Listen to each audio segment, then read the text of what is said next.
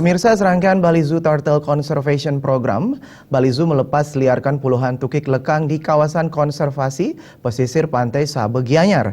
Selain sebagai wujud nyata komitmen Bali Zoo dalam pelestarian satwa langka, kegiatan ini juga dimaksudkan untuk memperingati Hari Penyu Sedunia pada 23 Mei.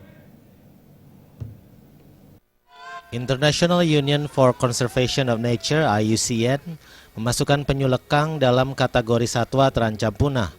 Spesies penyu ini tersebar di wilayah tropis sepanjang perairan di Indonesia termasuk Pantai Sabe yang termasuk tempat konservasi penyu lekang di Gianyar. Menurut General Manager Bali Zoo, Ana Agung Gede Lesmana, pelepas liaran tukik merupakan kegiatan awal dari program Bali Zoo di bidang konservasi hingga tahun 2020. 50 tukik lebih dilepas liarkan yang merupakan hasil penetasan awal bekerjasama dengan kelompok konservasi penyu Bali Sabe Asri.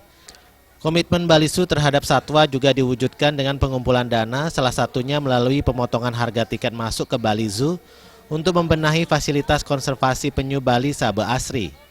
Sampai saat ini telah terkumpul dana sebesar 80 juta rupiah. Hanya kita bisa targetkan ya.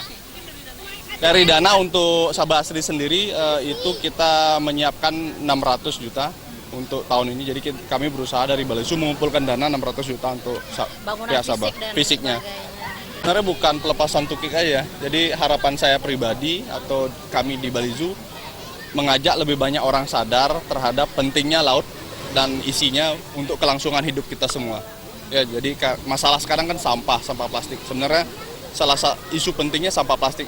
Tukik ini cuman salah satu masalah kecil aja yang kita hadapi sekarang.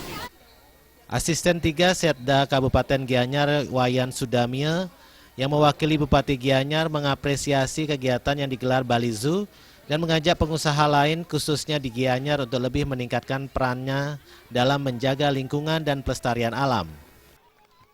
Banyak perusahaan-perusahaan lokal yang bergerak di bidang lingkungan mengikuti, mendeladan apa yang dilakukan oleh Lembaga Konservasi Bali Zoo ini. Jadi kedua, juga kita berharap kepada masyarakat lingkungannya supaya ini betul bisa hidup berkembang biak bersama-sama membersihkan. Ketua Kelompok Konservasi Penyu Bali Sabe Asri Made Kiki juga menyatakan terima kasih atas partisipasi Bali Zoo dalam upaya peningkatan fasilitas dan bangunan di Lembaga Konservasi Swadaya yang memiliki 8 orang anggota dan keseluruhannya merupakan relawan pelestari lingkungan. Terutama kan kalau di bidang penyu ya, kalau dulu Bali kan dibilang pembantai penyu. Sekarang kita bawa Bali itu bukan pembantai penyu, bahkan kita mengkonservasi penyu dan melepaskan tukik lagi.